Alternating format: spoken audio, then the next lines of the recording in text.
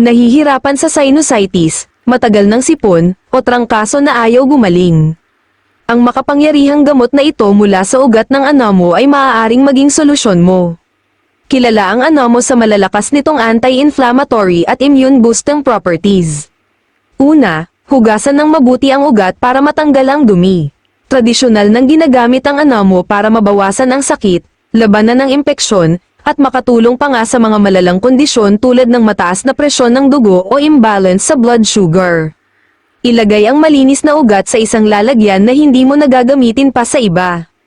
Ibuhos ang tubig na inumin hanggang sa tuluyang malubog ang ugat. Pahintulutan itong mag-rest sa refrigerator sa loob ng 3 araw. Papayagan nito ang ugat na ilabas ang lahat ng sustansya nito.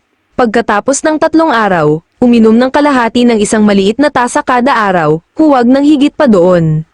Ang gamot na ito ay unti-unting gumagana, nakakatulong na mapawi ang pamamaga ng sinus at palakasin ang iyong depensa.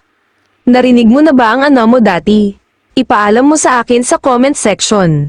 Mag-iwan ng berdeng puso kung naniniwala ka sa kapangyarihan ng mga natural na gamot, at sundan para sa higit pang mga healing recipes mula sa kalikasan.